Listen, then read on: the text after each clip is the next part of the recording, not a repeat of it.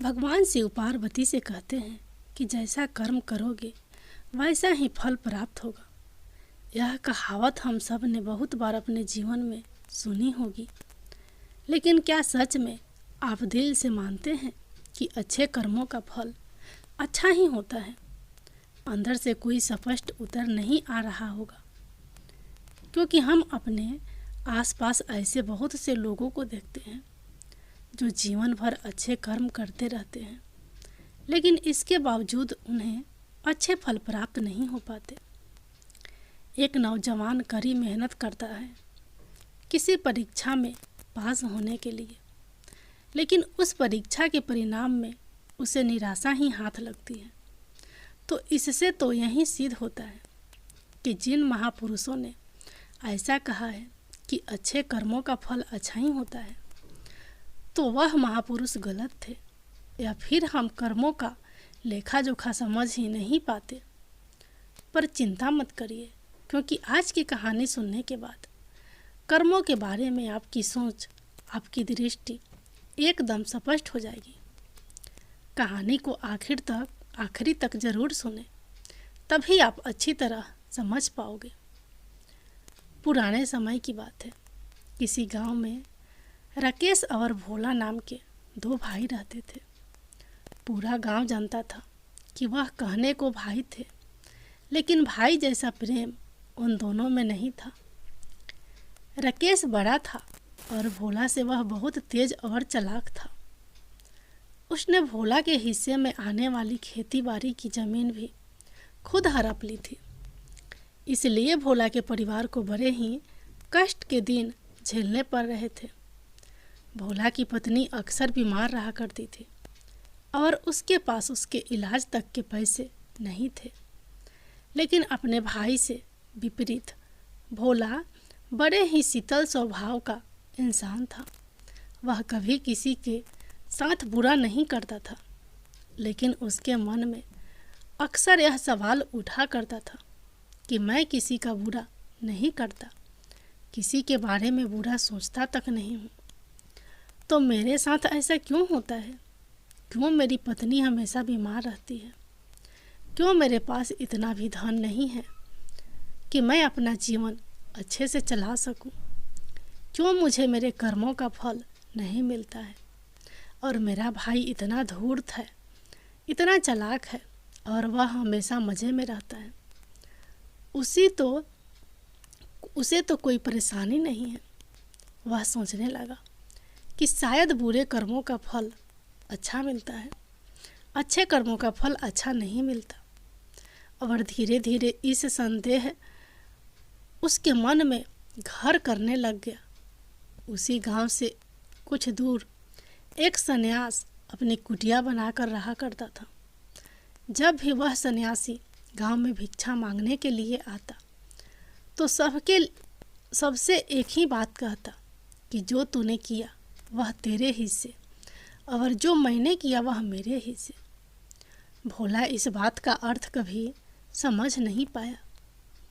एक दिन जब वह गहरी चिंता में डूबा हुआ था, तो उसके कानों में यही शब्द पड़े कि जो तूने किया वह तेरे हिस्से, और जो मैंने किया वह मेरे हिस्से। जैसे ही यह शब्द भोला के कानों में पड़े, वह गुस्से से तिलमिला उठा। उसने गुस्से में उस सन्यासी से कहा कि हे महात्मा, आप हमेशा ही एक ही बात का रट लगाते रहते हैं जिसका कोई मतलब नहीं है। अगर आपकी बात सत्य होती तो मैं जीवन में अच्छे कर्म करते आया हूँ, तो मेरे हिस्से में तो अच्छे ही काम होने चाहिए थे, अच्छा ही फल प्राप्त होना चाहिए था। लेकिन मुझे कुछ भी अच्छा फल प्राप्त नहीं हुआ। मेरी पत्नी हमेशा बीमार रहती है, खाने तक के पैसे नहीं होते हमारे पास। सन्यासी ने बड़े ही शांत स्वर में कहा कि ऐसा प्रतीत होता है बेटा, परिस्थितियों से तुम हार मान चुके हो। कठिन परिस्थितियों ने तुम्हारी सोच पर गहरा असर डाला है। बुरे समय में तुम्हारी सोच भी बदल कर रख दी है। तुम एक काम करना, आज संध्या समय कुछ फल लेकर मेरे आश्रम में आना, फिर मैं तुम्हारे सारे सवालों के जवाब दूंगा। और यह कहकर वह सन्यासी अपना भिक्षा पात्र लेकर अगले घर की तरफ निकल जाता है। संध्या समय भोला ने कुछ फल खरीदे और गांव से दूर उस सन्यासी की कुटिया की तरफ निकल पड़ा। जैसे जैसे वह रास्ते पर आगे बढ़ रहा था, उसे अथाह शांति का अनुभव हो रहा था। क्योंकि रास्ता गांव से दूर था, इसलिए उसमें कोई हलचल नहीं थी। बस रास्ते में जगह जगह कुछ लंगूर और बंदर दिखाई दे रहे थे। भोला के मन में आया कि वह कुछ पल उन बंदरों और उन लंगूर को खिला दे, कुछ फल उन बंदरों और उन लंगूर को खिला दे। लेकिन फिर उसने सोचा कि अगर मैं फल लेकर सन्यासी के पास नहीं गया तो मेरे सवालों के जवाब मुझे नहीं मिलेंगे। इसलिए बंदरों से वह फल बचाता हुआ उस सन्यासी की कुटिया तक पहुंचा। जैसे ही भोला उस कुटिया में पहुंचा, वैसे ही सन्यासी बोल पड़ा, अगर मन में था तो यह फल खिला क्यों नहीं दिया। बंदरों को यह सुनकर भोला आश्चर्यचकित रह गया। सन्यासी को कैसे पता चला कि उसके मन में बंदरों को फल खिलाने की इच्छा उठी थी। उसने पूछा कि महात्मा, आपको कैसे पता था? आपको कैसे पता कि मैं बंदरों को फल खिलाना चाहता था? सन्यासी ने बड़े ही शांत स्वर में कहा कि जरूरी यह नहीं है कि मुझे कैसे पता चला। हम तो सन्यासी हैं, सबके मन की बात पढ़ लेते हैं। जरूरी यह बात समझना है कि जिस तरह एक बछड़ा हजारों गायों के बीच अपनी माँ को ढूंढ लेता है, उसी प्रकार कर्म अपनी कर्ता को ढूंढ ही लेता है। यह कर्म मेरे हाथों ही होना लिखा था। और यह कहकर सन्यासी ने उसके हाथ से फल लिए और बंदरों को खिलाना शुरू कर दिए। भोला इस बात का मतलब समझ नहीं पाया, इसलिए उसने उस सन्यासी से सवाल किया कि महात्मा, मैं आपकी बात का आशय समझ नहीं पाया। कृपया करके मुझे अज्ञानी को इसका मतलब समझाने की अनुकंपा करें। सन्यासी ने बड़े शांत स्वर में कहना शुरू किया कि बेटा, मनुष्य को हमेशा यही लगता है कि वही करने वाला है, वही करता है और वही कर्म करेगा। लेकिन समझने की बात यह होती है कि कर्म आपका खुद चुनाव करता है, आप कर्म का चुनाव नहीं करते। अगर आप किसी कर्म को करने के योग्य है तो हजारों लोगों के बीच में से कर्म आपको अपने आप ढूंढ कर निकाल लेगा।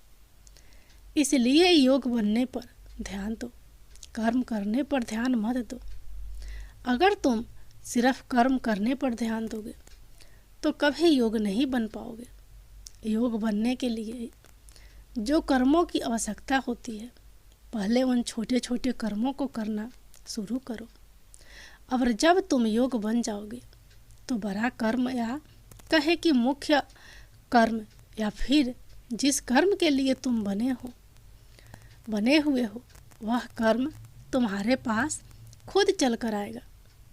उदाहरण के लिए तुम इन बंदरों को देखो। इन बंदरों ने छोटे छोटे कर्म करके पेड़ों पर चढ़ना सीखा, गुलाटियाँ लगाना सीखा और इसी प्रकार छोटे छोटे कर्म करते हुए यह मुझ तक पहुंच गए। और मुझ तक पहुंचने के बाद इनके पास इनका खाना खुद ही पहुंच गया।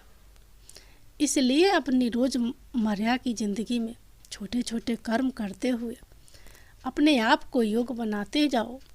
और जब तुम योग बन जाओगे तो अपने आप बड़ा लक्ष्य तुम्हें प्राप्त हो जाएगी। सन्यासी ने अगला कथन कहना शुरू किया, जो कि बहुत ही ज़रूरी था। ध्यान लगाकर सुनना। अगर तुम योग बनने के लिए कर्म नहीं करोगे तो दूसरे लोगों के कर्म भी तुम्हें प्रभावित करने लगेंगे। उदाहरण के लिए तुम्हारी पत्नी कई दिनों से बीमार है। तुम अक्सर यही सोचते हो कि मुझे किन कर्मों की सज़ा मिल रही है, लेकिन समझने की बात यह होती है कि तुम्हारी पत्नी बीमार अपने कर्मों की वजह से है, तुम्हारे कर्मों की वजह से नहीं है। तुम्हारे कर्म तो अच्छे हैं, लेकिन क्या पता तुम्हारी पत्नी के कर्म अतीत में अच्छे ना हो, जिसकी वजह से वह बीमार हो गई। और तुम्हारी पत्नी के कर्मों की वजह से तुम भी तुम्हें भी दुख झेलना पड़ रहा है। और इसी प्रकार बहुत से मनुष्य अपने बच्चों की वजह से, अपने परिवार की वजह से, इन सब की वजह से खुद दुख झेल रहे होते हैं। लेकिन जरा सोचो, अगर तुम योग्य होते तो तुम अपनी पत्नी का खुद इलाज करवा पाते, उसकी बीमारी दूर करवा पाते। और क्या पता, अगर तुम योग्य होते तो तुम्हारा किसी दूसरी स्त्री के साथ विवाह हुआ होता जो स्वस्थ होती, लेकिन तुम योग्य नहीं थे, इसलिए तुम अपनी पत्नी की वजह से खुद दुख झेल रहे हो। अगर तुम योग्य बन जाओगे तो दूसरे लोगों के कर्म तुम्हें प्रभावित नहीं कर पाएंगे। सन्यासी ने भोला को चेतावनी देते हुए कहा कि याद रखना भोला, आपको वह नहीं मिलता जो आप चाहते हो, बल्कि आपको वह मिलता है जिसके लिए आप योग्य हो। इसलिए अपनी योग्यता को बढ़ाने पर काम करो, उसके लिए कर्म करो। कर्म का फल पाने के लिए कभी कर्म मत करो। भोला ने सन्यासी से हाथ जोड़कर एक सवाल पूछा कि महात्मा, मुझे यह बताने की अनुकंपा करें कि मैं अपनी योग्यता किस प्रकार बढ़ा सकूं, ताकि मेरा मुख्य कर्म मुझको खुद ढूंढ सके। सन्यासी ने बड़े ही शांत स्वर में कहना शुरू किया कि बेटा, इसके लिए बड़े ही सरल उपाय होते हैं। सबसे पहला उपाय है कर्म करके भूलते जाओ। तुम जो भी कर्म कर रहे हो, अपने योग्य बनने के लिए उस कर्म को करने के बाद भूल जाओ। यह मत सोचो कि उससे तुम क्या प्राप्त हुआ। इसलिए कहा जाता है कि कर्म करो, फल की चिंता मत करो। अगर तुम फल की चिंता करोगे तो वास्तविकता में तुम कर्म कर ही नहीं रहे होंगे। अक्सर मनुष्य की पीड़ा का यह एक बहुत बड़ा कारण होता है। वह सोचता है कि मैं कर्म तो अच्छे कर रहा हूँ, लेकिन मुझे फल प्राप्त नहीं हो रहे। और यही पीड़ा उसके मन को ठेस पहुँचाती रहती है, उसको अपने लक्ष्य से भटकती रहती है। किसी कर्म को करने के बाद अपना आकलन जरूर करे, लेकिन फल की चिंता ना करे। भोला ने सन्यासी से सवाल किया कि महात्मा, हम अपना आकलन कैसे कर सकते हैं। सन्यासी ने उत्तर दिया कि बेटा, जब भी तुम कोई काम पूरा करते हो तो काम पूरा करने के बाद खुद से यह सवाल पूछो कि क्या इस काम को करते समय तुम्हारा ध्यान इसी काम पर टिका हुआ था, यह तुम्हारा ध्यान कहीं और भटक रहा था। इस तरह तुम खुद का आकलन कर पाओगे कि तुम कितने ध्यान के साथ उस काम को कर रहे थे। और जितने ध्यान से तुम किसी कर्म को करोगे, उतने ही तुम्हारी योग्यता बढ़ती जाएगी। और अगर तुम यूं ही बस पूरा करने के लिए किसी कर्म को करते रहोगे, तो उस कर्म से तुम कभी भी योग्य नहीं बन पाओगे। वह कर्म तो पूरा हो जाएगा, लेकिन उसका फल तुम्हें प्राप्त नहीं होगा।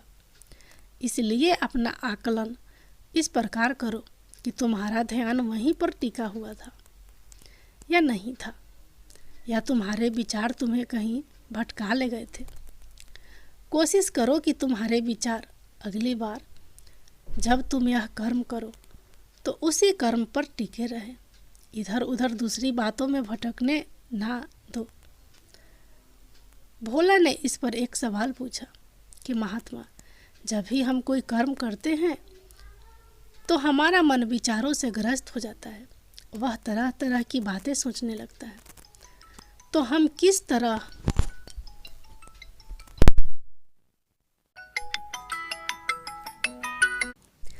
अपने मन को एक ही कर्म पर टिका कर रख सकते हैं? इसके लिए कोई उपाय बताए। सन्यासी ने उत्तर देते हुए कहना शुरू किया कि बेटा, जब भी तुम किसी कर्म को करते समय अपना पूरा भाव उसमें डाल देते हो तो तुम्हें विचार उसी कर्म पर केंद्रित रह सकते हैं। पूरे निष्ठा, प्रेम और सद्भाव के साथ किया गया कर्म तुम्हारे विचारों को इधर उधर नहीं भटकने देता।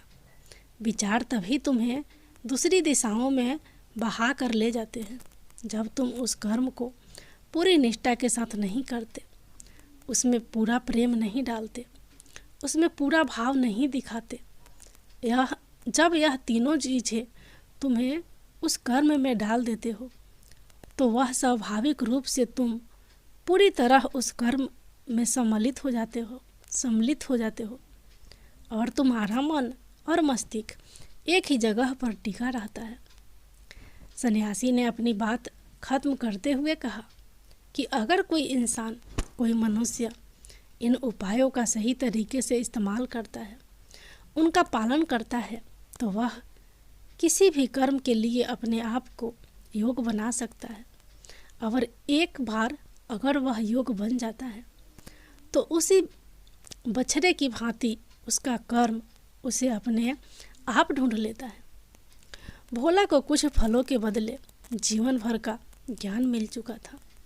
उसे स्पष्टता मिल चुकी थी। उसके सारे मन के सवाल खत्म हो चुके थे। उसने सन्यासी को प्रणाम किया और वहाँ से अपने घर के लिए निकल पड़ा। रात हो चुकी थी और रास्ते पर अंधेरा छाया हुआ था। वह इन बातों के बारे में विचार करता हुआ अपने घर की तरफ निकल पड़ता है। एक बार एक बहुत ही दुखी व्यक्ति एक महात्मा के पास आकर कहता है, मैं अपने जीवन से बहुत दुखी हूँ। मैं अपनी बीवी, बच्चों और अपने परिवार को भी खुश नहीं रख सकता। मैं अपने लिए भी कुछ नहीं कर पा रहा। कभी कभी तो मुझे अपनी ज़िंदगी को ख़त्म कर देने के भी ख्याल आते हैं। आप इतनी साधनाएं करते हैं, इतनी तपस्या करते हैं, क्या आप मुझे कोई ऐसा मार्ग बता सकते हैं जिससे मैं अपने बुरे वक्त से बाहर आ सकूं? मेरा बहुत बुरा समय चल रहा है। 2 वक्त की रोटी का इंतज़ाम करना भी मेरे लिए बहुत मुश्किल हो गया है। अब आप ही बताइए कि ऐसे वक्त में मैं जिंदा रहूं तो कैसे रहूं, कैसे अपने परिवार को खुश रखूं? कृपया करके कोई साधारण सा तरीका बताने की अनुकंपा करें ताकि मैं आसानी से समझ सकूं, क्योंकि मैं बहुत पढ़ा लिखा नहीं हूं। अगर आप बड़ी ज्ञान की बातें करेंगे तो शायद मैं कभी समझ भी नहीं पाऊंगा। यह सुनकर महात्मा ने मुस्कुराते हुए कहा कि तुम एक काम कर सकते हो। उसने सामने की तरफ इशारा करते हुए कहा कि उस ऊंची पहाड़ी पर एक मंदिर है और उस मंदिर के पास चींटियां का एक घर है जहां पर हजारों चींटियां रहती है। तुम्हें सुनने में बड़ा अजीब लगेगा, लेकिन वह चींटियां उस मंदिर की ज़मीन को खराब कर देती है, उस मिट्टी की उपजाऊ शक्ति खत्म कर देती है, जिसके कारण वहाँ पर कोई भी पेड़ या कोई भी घास पनप नहीं पाती है। तुम एक काम करो, उसके बाद मैं तुम्हें तुम्हारे सवालों के जवाब दूंगा। तुम 7 दिन तक रोज उस पहाड़ी पर जाओ और उस चींटियाँ के घर को तहस नहस कर दो, उसको तोड़ दो। जब भी तुम्हें कोई चींटियाँ का घर दिखे मंदिर के आसपास तो उसे वहीं पर तहस नहस कर देना। लेकिन याद रहे, घर को तोड़ने में कोई भी चींटी मरनी नहीं चाहिए। इस बात को समझने का प्रयास करते हुए वह युवक वहाँ से चला गया। शायद उसको कुछ समझ में नहीं आया था कि महात्मा जी ऐसा क्यों करवा रहे हैं। वह तो उन चिड़ियों पर अन्याय कर रहे हैं, उनका घर तुड़वा रहे हैं, उन्हें नुकसान पहुंचा रहे हैं। आखिर कौन महात्मा ऐसा करेगा? लेकिन फिर भी उस महात्मा की बात मानते हुए वह अगले दिन से ही पहाड़ी पर जाना शुरू कर देता है। जब वह पहले दिन पहाड़ी पर पहुंचता है तो देखता है कि बहुत सारी चींटियां अपना खाना जुटाने में लगी हुई है। सारी चींटियां कतार से चल रही थी और अनाज के छोटे छोटे कण उठाकर अपने घर में जमा करती जा रही थी। यह देखकर पहले तो वह उस युवक का मन कमज़ोर पड़ गया। उसने सोचा कि यह इतनी मेहनत करके अपना घर भर रही है और मैं इनके घर को तबाह कर दूंगा तो इनको कितना बुरा लगेगा। लेकिन फिर उसने उस महात्मा की बात याद करते हुए उस घर को तोड़ना शुरू कर दिया। जल्द ही चींटियों में हाहाकार मच गया। वह इधर उधर दौड़ने लगी। अभी तक जो कतार में चल रही थी अब वह बिखर गई और इधर उधर अपनी जान बचाने के लिए भागने लगी। थोड़ी देर में घर टूट गया और सारी चींटियां इधर उधर छुपने के लिए भाग चुकी थी। यह करने के बाद वह युवक दुखी मन से वापस अपने घर पर लौट आया। उसका मन परेशान था, दुखी था, पश्चाताप से भरा हुआ था। फिर उसने अपने बिस्तर में रात में लेटे लेटे ही सोचा कि अब तो उन चींटियों का घर तबाह हो चुका है।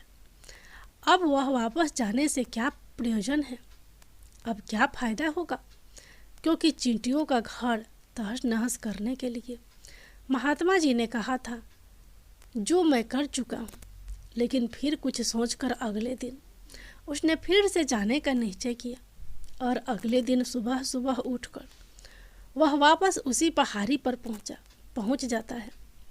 पहाड़ी पर पहुंचकर वह उसी जगह पर पहुंचता है जहां पिछले सुबह उसने उस घर को तहस नहस कर दिया था।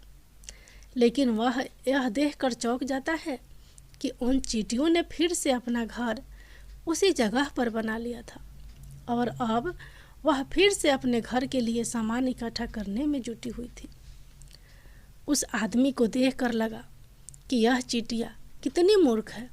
इनको पता है कि कल ही इनका घर इसी जगह पर तबाह किया गया है और उसी जगह पर उन्होंने अपना नया घर भी बना लिया। और यह सोचकर वह आदमी हंसने को हुआ। लेकिन फिर से महात्मा की बात याद करते हुए उसने उन चींटियों का घर फिर से तबाह करना शुरू कर दिया। फिर से उन चींटियों की हलचल मच गई और थोड़ी देर में वह चींटियां इधर उधर अपनी जान बचाने के लिए भागने लगी। कुछ ही देर में उनका घर फिर से नष्ट हो गया और वह युवक थोड़ा संतोष के भाव से कि इस बार तो मैंने अच्छी तरह से उस घर को तबाह कर दिया है, अब तो वह चींटियां यहाँ पर अपना घर बना ही नहीं पाएगी। इसलिए जाने से पहले उसने उस घर पर ठंडा पानी भी डाल दिया ताकि चींटियां वहाँ पर अपना घर ना बना सके। और इस तरह अपना कर्म पूरा करके वह लड़का फिर से अपने घर लौट आया। आज रात में सोते वक्त फिर से वह इंसान यही सोच रहा था कि क्या महात्मा यह सही काम करवा रहे हैं? क्या किसी का घर तबाह करना किसी सिद्ध पुरुष को शोभा देता है? क्या हो अगर वह महात्मा सिद्ध पुरुष हो ही ना, क्या होगा अगर वह मुझे बेवकूफ़ बना रहे हो? लेकिन फिर उसने निश्चय किया कि मैं अपने काम को पहले पूरा कर लेता हूँ, उसके बाद ही पता चलेगा कि महात्मा मुझसे ऐसा क्यों करवा रहे थे।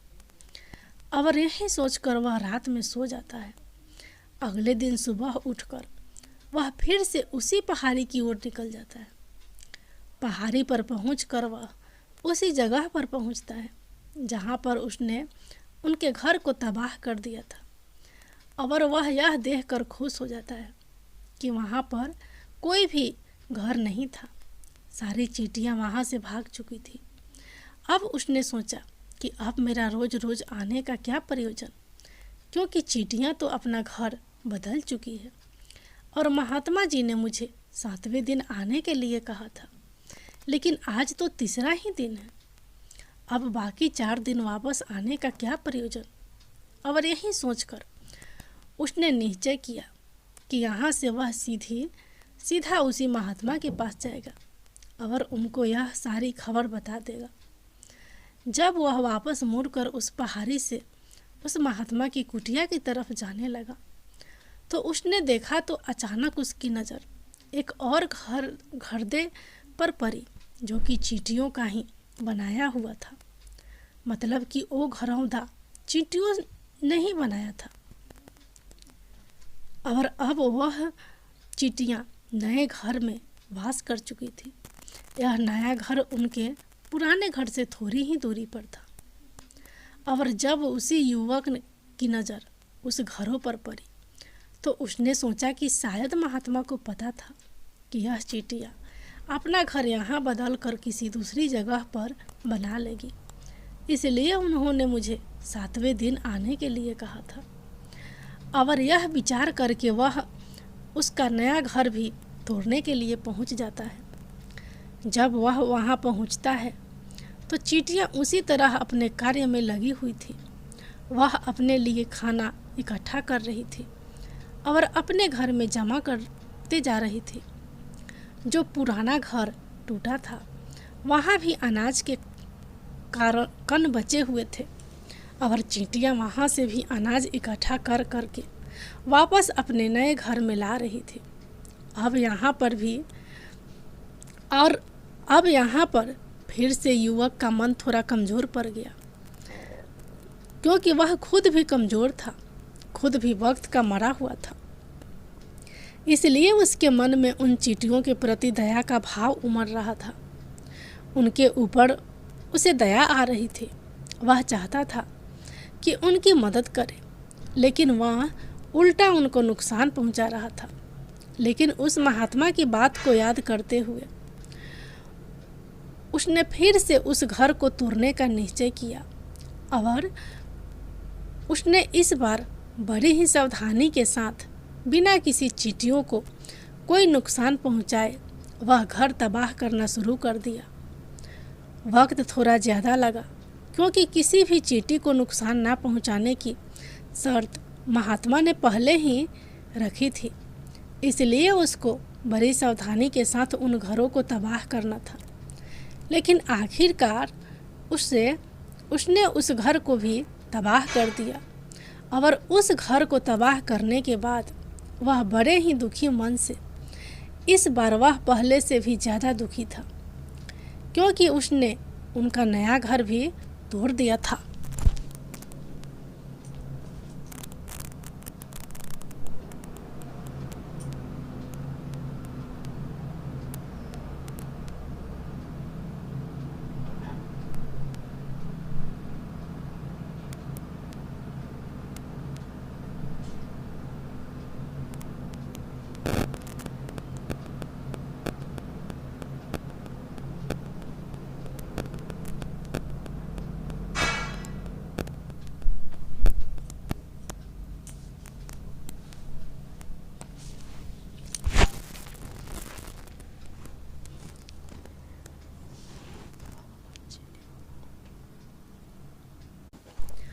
वह उन चींटियों को बसने ही नहीं दे रहा था और वह अब अपने आप को शैतान या दानव समझने लगा था। लेकिन फिर भी उस महात्मा की बात को मानते हुए वह अपने घर पर दुखी मन से वापस आ गया। रात में सोने से पहले एक बार उसने फिर से सोचा कि मैं कितना बड़ा शैतान हूँ, कितना बड़ा दानव हूँ। पुराना घर तो छोड़ो, मैं उन चींटियों को कहीं भी बसने के लिए कोई जगह ही नहीं दे रहा हूँ। वो चींटियाँ मेरे बारे में क्या सोचती होगी, वो कितना दुत्कार होगी उस परमात्मा को जो मेरे द्वारा यह काम करवा रहा है। लेकिन फिर भी उसने अगले दिन जाने का निश्चय किया और अगले दिन सुबह सुबह वह फिर से वहाँ पर पहुँच गया तो वह देखकर फिर से आश्चर्यचकित रह जाता है कि इस बार चींटियों ने एक और नई जगह पर अपना घर बना लिया था। तो पहले से भी ज़्यादा ऊर्जा के साथ काम कर रही थी और उन्होंने एक रात में पहले से भी बड़ा घर बना लिया था और अब वह फिर से अपना अनाज और खाना इकट्ठा करने में जुटी हुई थी। यह देखकर उस आदमी को लगा कि यह चींटियाँ किस मिट्टी की बनी हुई है। मैं इनको बार बार यहाँ से भगाने की कोशिश कर रहा हूँ और यह वहीं पर अपना घर बना लेती है। क्या इनको पता नहीं है कि मैं इन्हें यहाँ पर कभी भी बसने नहीं दूँगा। यह चींटी है, दिखने में इतनी छोटी है, लेकिन फिर भी यह मुझसे हार नहीं मान रही है। बड़ी तजुब की बात है, इस बार उसने गुस्से में उस घर को तहस नहस करना शुरू कर दिया। लेकिन इस बार तहस नहस करते हुए कुछ चींटियाँ वहीं पर मर गई, उसके पैरों तले कुचल दी गई। कुचलने के बाद जब वह अपने अहंकार से बाहर आया तो उसने देखा कि गुस्से में उसने उन चींटियों को कितनी क्षति पहुंचा दी है। उसका मन पश्चाताप से भर गया और वह रोता हुआ अपने घर की तरफ बढ़ गया। रात में सोते वक्त उसने सोचा कि मैं उन चींटियों पर बहुत ज़्यादा अत्याचार कर रहा हूँ, अब इससे ज़्यादा अत्याचार मैं नहीं कर पाऊँगा। और यही सोचकर वह अगले दिन उन चींटियों के लिए अपने घर से थोड़ा आटा लेकर उसी पहाड़ी पर पहुँच जाता है। आज उसके मन में उन चींटियों के प्रति श्रद्धा का भाव था, दया का भाव था। आज वह उनकी मदद करना चाहता था। और जब वह वहाँ पर पहुँचा तो चींटियाँ फिर से नए घर को बनाने में जुटी हुई थी। उसने बड़ी ही करुणा के साथ उन चींटियों को अपना लाया हुआ आटा खिलाया और अगले 3 दिनों तक वह ऐसा ही करता रहा। वह रोज़ सुबह जाता और उन चींटियों को अपने हाथों से आटा खिलाता।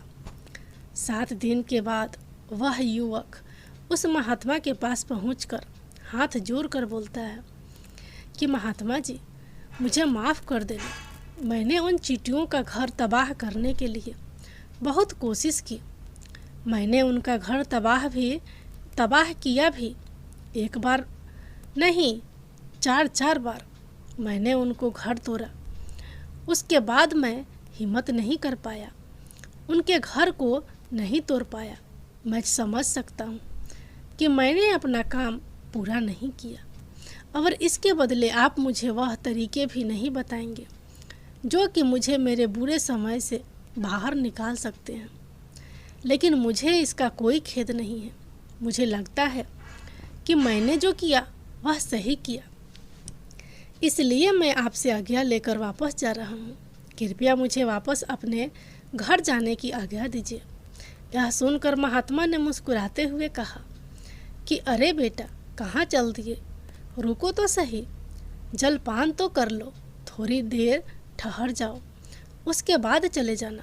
और यह कहकर वह महात्मा उस युवक के लिए पानी लेकर आते हैं। पानी पिलाने के बाद महात्मा उस युवक से पूछते हैं कि तुम मुझे यह बताओ कि आखिर तुम उन चींटियों का घर तबाह क्यों नहीं कर सके। वो चींटियाँ तो छोटी छोटी है और तुम इतने विशालकाय हो, फिर भी तुम उन छोटी छोटी चींटियों का घर तबाह नहीं कर पाए। कहाँ है तुम्हारी शक्ति, तुम्हारा बाहुबल। इसका जवाब देते हुए उस युवक ने कहा कि हे महात्मा, मैंने उन चींटियों का घर तबाह कर दिया था, बार बार किया था। एक बार तो अपने गुस्से में उन चींटियों को भी मैंने हानि पहुंचा दी थी। लेकिन जिस दिन मैंने उनको हानि पहुंचाई, उसी दिन मेरे को लगा कि मैं इनको क्यों हानि पहुंचा रहा हूं, क्यों इनको इतनी तकलीफ़ दे रहा हूं। और उसी दिन से मैंने उनको क्षति पहुंचाने की बजाय, नुकसान पहुंचाने की बजाय उनकी सहायता करनी शुरू कर दी। यह सुनकर उस महात्मा ने कहा कि यही तो सीखने की बात है। एक छोटी सी चींटी हमें जीवन का संदेश दे जाती है। मैंने तुम्हें उन चींटियों का घर तबाह करने के लिए नहीं भेजा था, मैंने तुम्हें भेजा था ताकि तुम उन चींटियों से कुछ सीख ले सको। तुम्हें क्या सीख मिली उन चींटियों से, क्या मुझे बता सकते हो? यह सुनकर उस युवक ने पूरी कहानी बयां कर दी। पूरी कहानी सुनने के बाद महात्मा ने मुस्कुराते हुए कहा कि बेटा, पहली सीख जो इन चींटियों से लेने की थी वह यह थी कि तुमने कितनी ही बार उनके घर को तोड़ने की कोशिश की, कितनी ही बार प्रयास किया कि उनका घर तबाह हो जाए, लेकिन वह हर बार अपना नया घर बना लेती थी। उन्होंने कभी भी हार नहीं मानी। अगर वह हार मान लेती तो वह चींटियाँ तुम्हें वहाँ पर नहीं मिलती। जीवन कार्यशीलता का नाम है, कर्मशील का नाम है, लेकिन हम मनुष्य एक दो बार हार मिलने पर ही टूट जाते हैं, हताश हो जाते हैं और फिर जीवन में प्रयास ही नहीं करते। और कुछ लोग तो अपनी जिंदगी को ख़त्म करने पर उतारू हो जाते हैं। लेकिन जानवरों में तुमने एक बात देखी होगी कि वह अपना जीवन खुद से स्वयं से कभी खत्म कर ही नहीं सकते। तुमने कभी नहीं सुना होगा कि किसी जानवर ने आत्महत्या कर ली, चाहे वह जानवर कितना ही भूखा क्यों ना हो, कितना ही दुखी क्यों ना हो, लेकिन वह अपने जीवन के लिए हमेशा संघर्ष करता रहता है। लेकिन वहीं पर दूसरी तरफ हम मनुष्य एक दो बार हताश होने पर ही अपना जीवन खत्म कर लेते हैं। जीवन तो कर्मशील होता है, कर्म करने का नाम है। जीवन और मृत्यु आखिरी विश्राम है, परम विश्राम है। इसलिए मृत्यु से पहले कर्म करना कभी मत छोड़ना, क्योंकि मृत्यु के बाद तो तुम परम विश्राम में चले ही जाओगे। तो उससे पहले कर्म करना क्यों छोड़ रहे हो, क्यों हताश हो रहे हो?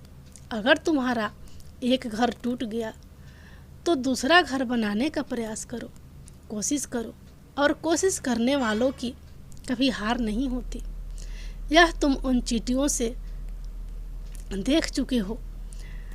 देखने में तुम्हें कितनी छोटी है वह चींटियाँ और तुम इतने बड़े हो, लेकिन उनका मन तुम्हारे मन से इतना बड़ा है, इतना विशाल है, इतना दृढ़ संकल्प ही है कि इतनी बार घर टूटने पर भी उन चींटियों ने कभी हार नहीं मानी। दूसरी सीख यहाँ से लेने की थी, वह यह थी कि जब भी हमारे ऊपर बुरा समय आता है, हमें लगता है यह समय कभी नहीं जाएगा,